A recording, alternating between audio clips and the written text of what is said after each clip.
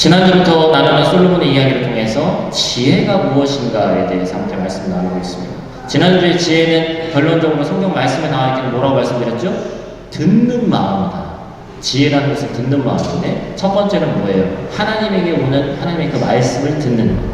두 번째로는 사람들이, 우리 믿음의 동료들이 옆에서 얘기하는 것들을 우리가 듣는 것, 열린 마음으로 듣는 것이라고 얘기를 했습니다. 그러나 여기에는 참 어려운 문제가 있습니다. 사람이 다른 사람의 이야기 듣는 것을 즐거워해요? 즐거워하지 않아요?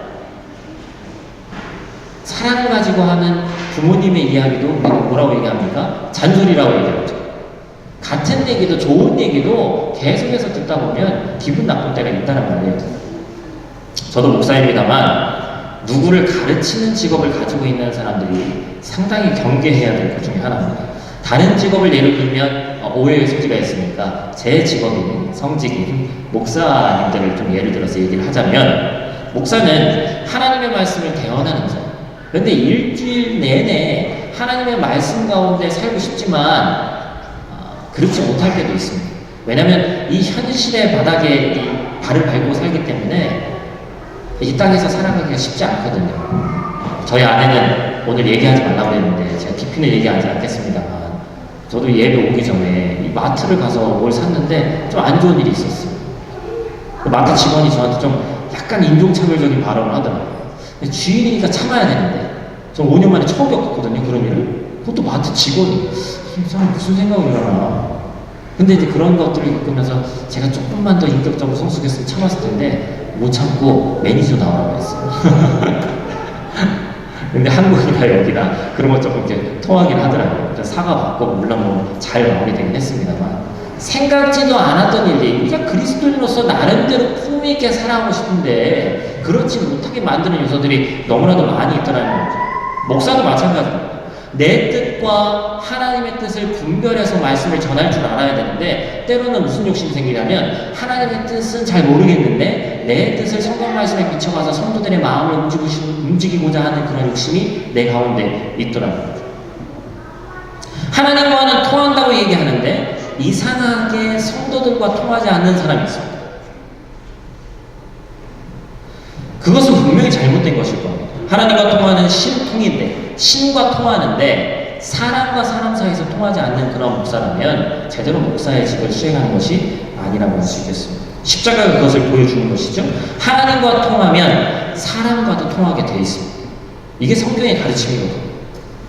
그런데 하나님 만났다고 하지만 그 본성이 가려지지 않아서 그렇게도 교만함을 계속해서 유지하고 있더라는 거예요. 희한하게도 교회에 오래 다닌 사람치고 말씀에 순종하지 않습니다. 목사가 말씀을 바탕으로 얘기를 하고 뭘 하는데 제일 안 하는 분들이 교회 오래 다니는 분들이 희한해요. 여기서 뭐 제가 따져도 거의 제일 많이 저는 모태신앙이니까 아마 저보다 오래된 뭐 우리 권사님이 몇 분밖에 안 계실 것 같아서 하는 소리예요. 이상하게 교회를 오래 다니면 더 순종하고 해야 되는데 아는 것이 많아지다 보니까 순종하지 않더라는 것이죠. 그래서 악한 인간의 본성과 적당히 아는 것이 함께 듀엣으로 노래를 부르면 뭐가 탄생합니까? 교만이 탄생합니다. 여러분 주변에도 참 사람 말 잘 안 듣는 사람들이 있을 것입니다. 조금 더 나아가면 저는 여기서 살면서 한국 뉴스에 좀 무뎌지긴 했지만 그래도 뭐 다음이라든지 네이버라든지 틈 날 때마다 좀 이렇게 검색하고 하죠. 이슈가 뭐가 있을까? 별의별 뉴스가 다 나옵니다. 정말 차마 입으로 다 담기도 힘든 그러한 일들이 너무나도 많이 등장하죠. 부모 자식 간, 친구 간, 가족 간, 인간의 악한 본성을 보이는 사건들이 우리 주변에 너무나도 많이 있습니다.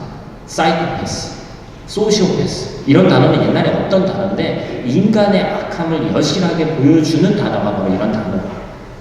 오늘 말씀은 성경의 내용을 잘 모르는 분들도 한 번 이상을 들어본 솔로몬의 재판에 관한 그런 부분입니다. 오늘 말씀 가운데서 주시는 하나님의 강력한 메시지가 여러분의 삶을 온전히 하나님 안에서 승리케 하는 그런 메시지가 되기를 주님의 이름으로 축원을 드립니다. 제가 말씀을 잘 전하고 뭐 화려한 언변이기 때문에 그런 게 아니라 하나님의 말씀이기 때문에 그런 겁니다. 더군다나 오늘은 한 2달 만에 우리 어린이들과 함께 연합으로 예배 드리는데 어떤 분들은 그런 얘기해요. 목사님 뭐 그냥 주일학교 예배 드리고 뭐 이렇게 같이 예배 드리는 게 뭐가 필요합니까? 그냥 주일학교는 주일학교들이 예배 드리죠. 근데 이 어린 아이들이 여러분들이 예배하는 모습을 볼까요? 안 볼까요?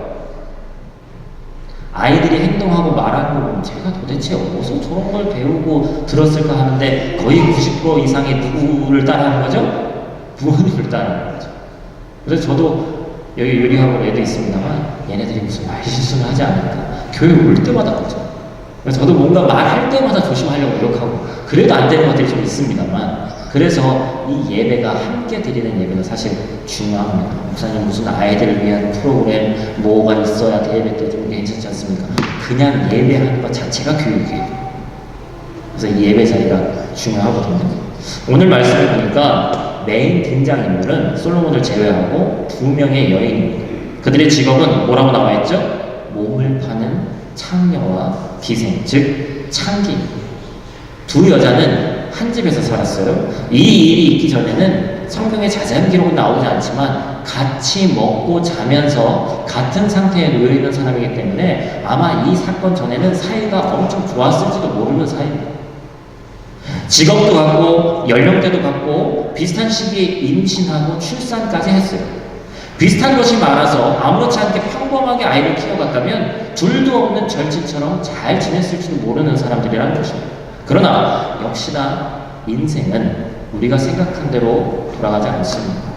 몇 년 전에도 이런 뉴스를 제가 봤던 기억이 나요. 아이를 일반적으로 저는 이제 아이를 안고 분유를 이렇게 먹여본 적은 있지만 예전에 그런 얘기를 했죠. 전 인정하고 싶지 않았는데 결혼도 안 했거나 아이도 아직 안 낳은 분들한테 이런 얘기하면 목사님 좀 너무 로맨스가 떨어진다, 산통 깨진다 이렇게 얘기할 수 있겠지만 아이는 물론 사랑으로 키웁니다만 박찬희 집사님 뭘로 키우죠? 사랑 플러스 체력이 돼야죠. 체력으로 키우는 거예요. 아빠, 엄마가 힘들면 뭘 할 수가 없어요. 오늘 본문의 얘기를 보니까 어미가 있는데 며칠간 아이를 안고서 젖을 먹이고 하다가 바른 자세로 매번 그렇게 할 수가 없단 말이에요. 그럼 잘 때는 어떻게 하겠어요? 엄마도 누워있고 아기도 누워있는 거예요. 근데 누워있으면서 아기를 옆에 이렇게 누워가지고 젖을 먹이다가 엄마가 그 아이를 계속해서 볼 수가 없습니다. 나중에 이제 우리 자매들 해보면 알아요.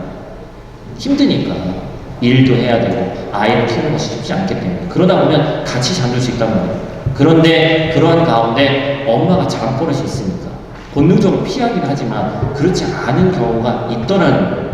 이 솔로몬 시대에 있었던 사건이 제가 몇 년 전에도 기사에서 우리나라 그 다음 같은데 포털에서 봤던 기억이 납니다. 그래서 오늘 본문을 보니까 갓 태어난 아기가 가뜩이나 작은데 엄마 옆에서 젖을 먹다가 물려서 질식사해서 죽은 사건인 거예요. 문제는 여기서부터 시작입니다. 두 여인 그리고 공교롭게도 비슷한 시기에 태어난 두 아기, 자신의 아기가 죽은 그 경황이 없는 그때에 특별한 일이 없었으면 생겨나지 않았어요. 발생되지 않았을 악한 본성이 드러나기 시작하는 거예요. 자신의 죽은 아이를 자신의 독료품에 넣고 자신의 독료품에서 숨쉬고 있는 살아있는 아이를 자신의 품으로 데려와서 엄마 노릇을 합니다. 저는 태어나자마자 아이들이 이쁘다고 얘기하는 걸 제가 며칠 전에도 제 후배 목사님이 아이를 낳았는데 태어난 아이를 사진 찍으면 이뻐요 안 이뻐요? 여러분 솔직하게 한번 얘기해 보세요. 이뻐요 안 이뻐요? 우리가 예의상 산부인과나 가가지고 하면 너무 이쁘다 이렇게 얘기를 하지만 이쁘지 않습니다. 거의 40줄을 물에 퉁퉁 풀어가지고 눈도 제대로 못 뜨는 애들이 뭘 이쁘면 얼마나 이쁘겠어요. 근데 저희 아내가 여기서 애를 낳았잖아요. 여기 애들은 이쁘더라고. 눈이 커서 그렇지. 근데 저희는 첫째는 아들이니까 아들은 뭐 괜찮아. 근데 둘째는 제 마음 가운데 그게 있었어요. 첫째인 유리가 저를 많이 닮았기 때문에 둘째인 딸은 딸이라고 알았으니까 이 초음파로 봤는데 콧대가 꽤 높더라고요. 이건 엄마를 닮았겠구나. 근데 딱 태어나서 나왔는데 제가 좀 많이 실망했어요. 저를 너무 닮았어. 누가 봐도 제 딸이야. 저희 아내는 낳아놓고 본인이 낳았지만 뭐 이런 게 나왔나 그랬대요. 물론 지금은 너무나 사랑스럽고 제가 아마 저렇게 뽀뽀를 많이 하는 상대가 있을까 할 정도로 맨날 뽀뽀하고 맨날 안아줘 제가 합니다만 유라 미안해. 저희 아내가 너무 차별한다 할 정도로 그렇게 이뻐합니다만 태어나자마자 그런 걸 쉽게 알아보는 건 쉽지 않죠. 그런데 자기 품에 있는 아이가 자기 아이가 아니라는 것은 다른 사람은 모를지언정 다 비슷비슷하고 불어있고 뭐 이렇게 뭐 쭈글쭈글하고 그렇지만 태어난 지 얼마 안 되는 애가, 그런데 엄마는 알아보죠. 다른 사람은 몰라도 엄마는 정확히 알아볼 수 있습니다. 그리고 자신의 동료 품에 있는 아이가 자신의 아이라는 것 또한 엄마는 알아볼 수 있습니다. 얼마나 억울했을까요? 사실 둘을 제외하고는 아무도 모르는 내용입니다. 창기라는 직업의 특성상 남편도 없습니다. 아빠가 누구인지도 몰라요. 그러면 내가 낳은 이 아이 하나만 바라보고 평생을 살아야 될지도 모르는데 그 아이를 잃었다는 것은 그 무엇과도 비교될 수 없는 그러한 슬픔이었다는 것이죠. 아마도 솔로몬 왕의 많은 판결이 있었지만 왜 이 이야기가 지난주 우리가 말씀 나눴던 솔로몬이 꿈꿨던 것, 하나님에게 지혜를 구했던 그 본문 바로 뒤에 등장하냐면, 성경은 하나님의 감동으로 성경의 기록자들이 썼지만 분명한 의도가 기록이 되어 있습니다. 본문은 인간의 본성에 대해서 말하고 있습니다. 아담과 하와의 에덴 동산 선악과 사건 이래로 사람은 악하다라는 것이 기독교의 대전제입니다. 이것을 부인하면 사실 어떤 것도 얘기하기가 쉽지 않아요. 평상시에는 이 악함이 잘 드러나지 않는 것 같이 보이는데, 그런데 자신의 삶에서 자신이 뭔가 손해보고 어떤 특정한 고난 가운데 거하게 되면 사람의 악한 본성이 드러나게 되어 있습니다. 자신의 과오로 벌어진 일에서 끝난 것이 아니라 다른 아이를 납치하고 자신의 아이가 이 아이라고, 살아있는 아이라고 거짓 증거하고 자신의 죄를 다른 여자에게 덮어 씌우는, 현재라면 의학으로 유전자 검사라도 하면 밝혀질 문제지만 그 당시에는 억울하기나 해도 풀 수 없는 난제였다는 것이죠. 또한 그들의 직업으로 인해서 그들의 아버지가 누구인지도 모르는 상황 가운데 그것은 단지 두 여자의 문제이지 타인이 관심 갖지 않는 문제일 수도 있다는 것입니다. 그러나 그런 가운데서 하나님으로부터 지혜를 얻은 솔로몬이 하나님의 지혜로 그 사건을 풀어나가는 것이 오늘 본문의 말씀입니다.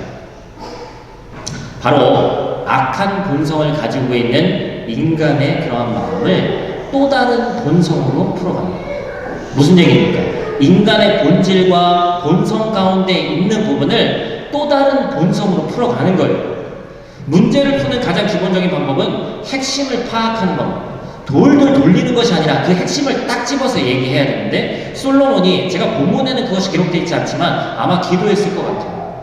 하나님, 이 난제를 어떻게 풀어가야 됩니까? 이 난제를 한 방에 해결하지 않으면 이것은 뭐 어떻게 풀 수 있는 문제가 아닌데, 의학적으로도 풀 수 있는 문제가 아니고 둘만 아는 문제인데 이 문제를 어떻게 풀어갈 수 있을까요?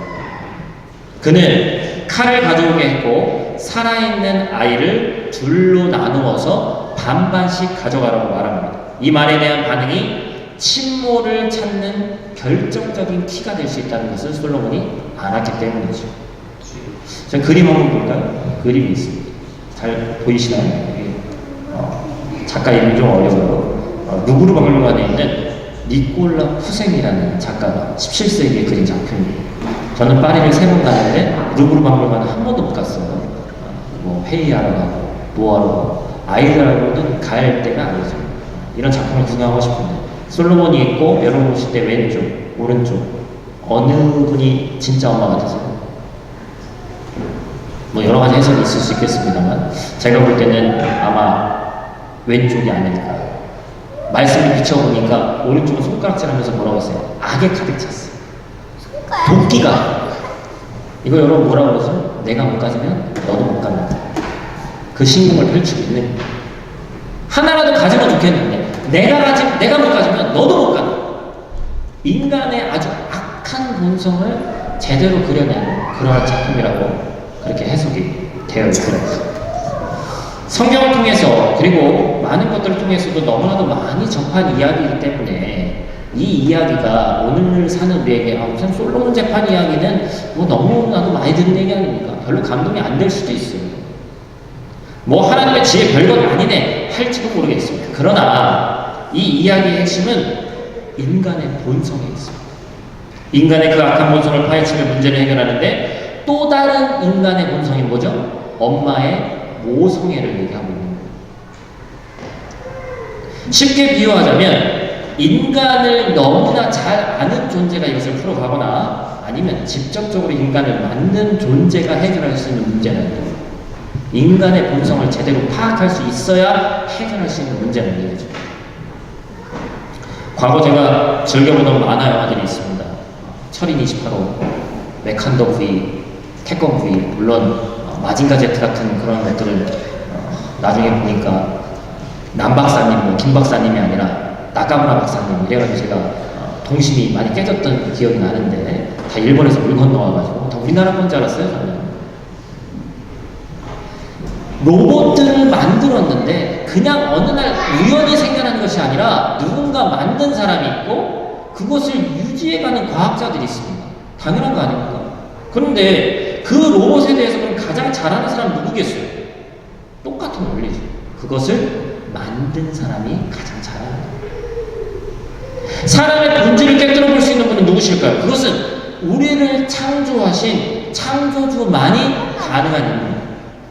과학을 맹신하는 분들하고 솔직히 터놓고 처음부터 대화를 하자면 창세기 1장 1절 가지고 이 난제를 풀어야 되는데 성경을 첫 번째 페이지를 피자마자 이 난제에 부딪히는 스타트가 다르거든요. 태초에 하나님이 천지를 창조하시고 근데 과학을 맹신하는 자들은 뭐예요? 빅뱅 이론에 의해서. 근데 제가 알기로도 과학은 반드시 필연적으로 원인이 있으면 결과가 있어야 되는 것인데 그 처음 시작점부터가 과학인데 이성적인 것인데 스타트부터가 우연히. 근데 우리는 그게 더 과학적이라고 얘기하고 더 합리적이라고 얘기합니다. 왜요? 우리가 이 세상을 만들 수 없다고 생각하고 이렇게 완벽하게 모든 것을 구성해서 사람을 만들 수 있는 존재가 없을 것 같이 여기기 때문에 그렇습니다. 그러나 성경은 분명하게 기록하고 있습니다. 사람을 하나님이 만드셨고 할렐루야. 나보다 나를 더 잘하는 존재가 이 우주 공간 안에 존재하더라는 거예요. 솔로몬이 가장 잘한 일은 지난주에 말씀드린 대로 예배를 잘 드린 일이라고 그게 1,000번째가 나타났다고 지난주에 말씀드렸습니다. 그런데 솔로몬이 한 나라의 왕이고 가장 많은 부를 축적하고 인류 역사상 가장 지혜로운 왕이라고 하는 그 왕이 더 잘 안 것이 있었으니 창조주가 누구인지 문제의 모든 해결이 누구에게 달려있는지를 명확하게 알았더라는 거예요. 여러분 우리가 어떤 문제를 풀어나가는데 문제가 풀리지 않을 때 예를 들면 수학 문제를 푼다고 예를 들어봅시다. 근데 수학 문제를 푸는데 국어 선생님한테 가서 물어보면 되겠어요? 국사 세계사 문제를 풀어야 되는데 수학 선생님한테 가서 물어보면 안 된단 말이에요. 정확히 해결해야 될 분이 누군지를 알고 우리가 가서 기도하고 물어야 될 분이 누군지를 정확히 알아야 됩니다. 많은 신 중에 하나인 한 분이 아니라 오직 하나의 신 한 분에게 물어야 되는 거예요. 성경 66권은 그것을 정확하게 기록하고 있습니다. 우리가 기도해야 될 대상, 우리의 문제를 내놓아야 될 대상이 누구인지를 정확히 얘기하고 있다는 거예요. 결혼 안 하신 특별히 제가 볼 때 자매님들이 좀 많은 것 같아서 제가 한 가지 팁을 드리겠습니다. 이 남자가 아니면 이 여자가 진짜 괜찮은 사람인지 어떻게 알 수 있을까요? 내가 교제를 시작했는데 그 사람을 객관적으로 바라볼 수 있을까요? 있다 없다? 없죠. 어렵습니다. 그러면 제가 갖고 있는 하나의 그런 것 중에 하나는 뭐냐면 되도록이면 많은 사람한테 그 사람을 보여줍니다. 나이가 많은 분한테도 보여주고 나이가 같은 분한테도 보여주고 어린 분한테도 보여주고 사람이 보는 눈은 약간씩은 다르긴 하지만 거의 대부분 비슷합니다. 그러면 객관적인 답을 얻을 수가 있어요. 여러분 결혼하기 전에 우리 결혼하신 분이 있으시지만 상견례라는 걸 왜 합니까? 물론 일종의 절차상 요즘은 뭐 하는 경우도 많이 있지만 부모님이 보시고 마음에 든다 안 든다 이런 걸 표현하기 좀 그렇습니다만 어른들이 보면은 우리가 보지 않는 것들을 보는 것들이 있거든요. 그래서 그것들을 살아온 그러한 세월을 무시할 수 있는 것들이 아닙니다. 사람이 사람을 자기가 자기 자신을 객관적으로 본다는 것은요 불가능한 일입니다. 제가 대학교 1학년 때 기숙사에 들어갔는데 신학교잖아요. 무슨 신학 서적을 뭐 선물로 받았으면 괜찮을 텐데 저희 선배, 지금 목사님 되신 선배 형이 저랑 6살 차이 나는데 그 선배가 저한테 선물한 책이 있습니다. 뭐냐면 루스, 아마 생전 처음 듣는 분들 많으실 거예요. 저도 뭐 그런 책을 선물했나 했는데 루스 베네딕트라는 문화인류학자가 쓴 국화와 칼이라는 책입니다. 들어보셨어요? 국화와 칼. 나중에 시간 나시면 한번 검색해보세요. 무슨 책이냐면 일본이라는 나라에 대해서 가장 객관적으로 쓴 책이에요. 미국 학자인데 일본이라는 나라에서 주관적인 것을 다 배제하고 너무 정확하게 썼어요. 그래서 지금 몇십 년, 거의 100년이 다 됐는데도 인류 역사상 일본에 대해서 가장 객관적으로 잘 서술했다는 책이에요. 근데 반전이 있습니다. 이 루스 베네딕트라는 여인이, 작가가 일본을 단 한 번도 방문한 적이 없습니다. 저는 그 얘기를 듣고 책을 읽었는데, 야, 어떻게 방문하지 않은 사람이 이걸 지금처럼 무슨 인터넷이 있는 것도 아니고, 그런데 일본에 갔다 온 사람들, 엄청나게 많은 사람들을 인터뷰하고, 그 다음에 각종 자료를 다 모아서 내가 가서 느낀 그 나라에 대한 것을 기술한 게 아니라 진짜 객관적인 내용만 써놓은 거예요.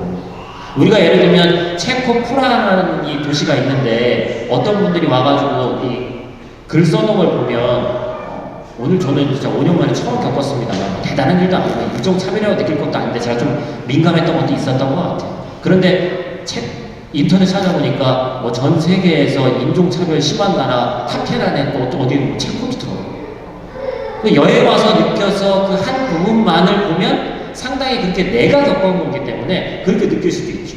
A라는 사람이 있는데 어떤 그런 이해관계가 없는 사이에서 만나면 그 사람은 너무 좋은 사람. 근데 이해관계가 들어가고 어떤 이권이 들어가면 이 사람과 내가 좀 안 좋을 수도 있다는 것이죠. 어떠한 한 부분을 객관적으로 본다는 것이 참 어렵다는 겁니다.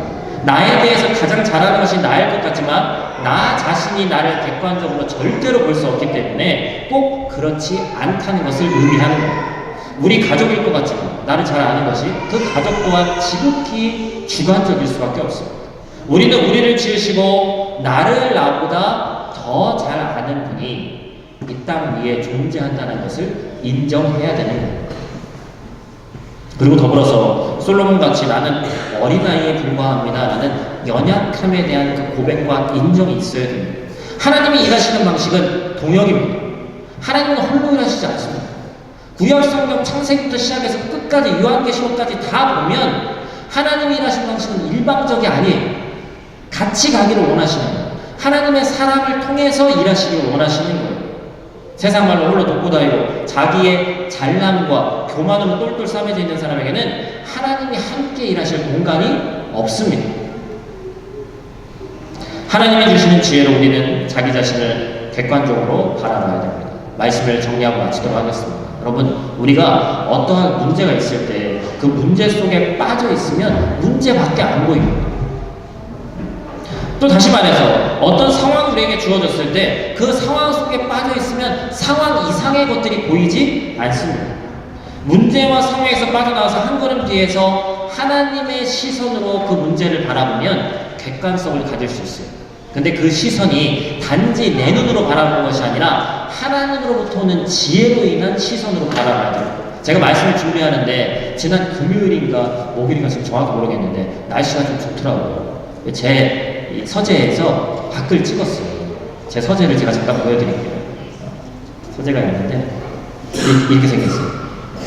저희 서재에 있는 창문입니다. 창문에서 밖을 바라보니까 날씨는 좋은 것 같은데 뭐가 막고 있죠? 창살이 있어요. 이게 거의 뭐 감옥이죠. 이게 여기 기준으로 해서 1층, 그러니까 우리나라 치면 2층이기 때문에 누가 타고 넘어올 수 있을까봐 집주인이 저걸 설치해 놓은 거예요. 근데 밖에 있는 그 파란 하늘이 지금 화질도 그렇고 이래서 잘 안 보입니다만 이거를 제가 없애고 싶은데 없앨 수가 없잖아요. 근데 폰카를 어떻게 했어요? 손을 넣어서 밖을 찍어봤어요. 그랬더니 목사님 별 차이 없는데 할 수도 있겠습니다만 창살이 있는 것과 없는 것, 내가 보고 있는 것은 내 두 눈은 똑같은데 어떠한 도구를 이용해서 하나를 찍으니까 내 앞에 있는 그런 창살들이 다 사라지게 보이더라는 것이죠. 여러분, 뭘 의미하는 겁니까? 하나님께서 우리에게 주시는 특별한 은혜와 오늘 본문으로 치면 지혜가 있는데 그 지혜로 세상을 바라볼 수 있어야 해요. 그게 없으면 계속해서 문제만 보이고 병만 보이고 내 앞에 어려운 것들만 보이는 거예요. 여러분 해외 살아가면서 좋은 것도 물론 많이 있습니다만 생각지도 않았던 어려운 부분들이 얼마나 많이 있습니까? 언어의 문제, 문화의 문제, 비자 뭐 잘 해결될 것 같은데 안 되고 그런 것들이 얼마나 많아요. 그럼에도 불구하고 하나님께서 주시는 은혜, 하나님께서 주시는 선물인 지혜로 인해서 우리가 이것들을 하나하나 풀어나간다면 나보다 나를 더 잘하시는 하나님이 이미 푸시고 답을 갖고 계시고 그것을 우리에게 응답해 주실 줄 믿습니다. 할렐루야. 마지막 결론입니다. 제가 제 얘기가 아니라 하나님의 말씀이라는 걸 증명을 해야 되잖아요. 야고보서 1장 5절 말씀이 한번 같이 읽기 원하는데요. 같이 읽겠습니다. 너희 중에 누구든지 지혜가 부족하거든 모든 사람에게 후해 주시고 꾸짖지 아니하시는 하나님께 구하라. 그리하면 주십니다. 성경이 뭐라고 얘기하고 있어요? 구하라는 거죠. 여러분 우리 올 한 해 여러분 주보에 보시면 올 한 해 표어가 뭡니까? 뭐죠? 우측 상단에 써있죠, 주보에? 자신의 몫을 뭐 하는 거예요? 구하는 거예요. 제가 신년에 송묘신 예배 드리면서 그리고 신년 예배 드릴 때 여러분에게 부탁드리고 말씀드린 게 있습니다. 우리 교회는 모태신앙이 많이 있는데 젊은 분들이 많이 있는데 이제는 부모님 기도로 여러분들이 서지 말아요. 내가 구하고 내가 받아야 돼요. 여기에 있는 목사도 마찬가지예요. 저희 어머니 아버지 아침에 새벽에 새벽 예배 있으니까 뭐 목사님이시니까 당연히 이렇게 할 수 있지만 환경과 그런 것이 되면 못 그런 분들이 많이 있는데 한 3시간, 4시간 기도하세요. 저를 위해서 최소한 1시간 기도합니다. 제가 직접 들었기 때문에 알아요. 무슨 한 사람을 위해서 무슨 기도할 제목이 10분만 해도 다 떨어지는데 1시간을 기도해요. 담임 목사가 됐기 때문에 더 기도합니다. 근데 여러분 그 기도는 죄송하지만 부모님의 기도예요. 그 기도의 영향 물론 받습니다. 그러나 제일 중요한 건 내가 구해요. 내가 구할 때 하나님이 직접적으로 내 삶에 더 직접적으로 일하시는 거예요. 부모님이 내 문제 다 알고 있습니까? 그렇지 않습니다. 내 옆에 있는 사람이 나를 객관적으로 바라보고 그렇지 않아요. 내가 구할 것들을 내가 구해야 되는 것이죠. 야고보서 4장 2절 3절 한 번 더 읽겠습니다. 너희는 욕심을 내어도 얻지 못하여 살인하며 시기하여도 능히 취하지 못함으로 다투고 싸우는도다. 너희가 얻지 못하면 구하지 아니하기 때문이요 구하여도 받지 못함은 정욕으로 쓰려고 잘못 구하기 때문이라. 말씀의 결론입니다. 여러분 솔로몬이 하나님의 꿈에 나타나서 네가 진짜 무엇을 원하냐 1,000번째라는 제사를 드린 너에게 내가 못 줄 것이 없다고 얘기했을 때 그가 하나님에게 듣는 마음 지혜를 구한다고 하니까 그 다음에 나온 것이 뭐였죠? 물질이며 명예며 권세 다 주셨어요. 근데 우리가 잊지 말아야 될 것은 솔로몬이라는 사람이 저걸 받아서 너무 좋겠다. 나한테도 저런 찬스가 있었으면 좋겠다. 그게 아니라 하나님에게 그가 그런 찬스가 왔을 때 더군다나 그냥 직접적으로 하나님이 현현하신 것도 아니에요. 꿈 가운데 물어보셨는데 제가 지난주 마지막에 말씀드렸죠? 그냥 꿈이네 하고 끝낼 수 있는 얘기였지만 그것이 아니라 실제로 믿고 구했을 때 역사가 나타난 겁니다. 물론 이 솔로몬이라는 왕이 끝까지 이것들을 유지하지 못하고 말년에 다시 회심했다라는 그런 근거에 있어서 하나님 나라 갔는지 안 갔는지 저도 잘 모르겠어요. 그런데 오늘 말씀의 제목이 뭡니까? 솔로몬에 의해서 배우라죠. 배울 건 우리가 배워야죠. 다윗도 마찬가지고 실수한 일들 너무나도 많이 있었습니다. 그럼에도 불구하고 우리가 배울 수 있는 것은 믿음의 선배들에게 배워야 됩니다.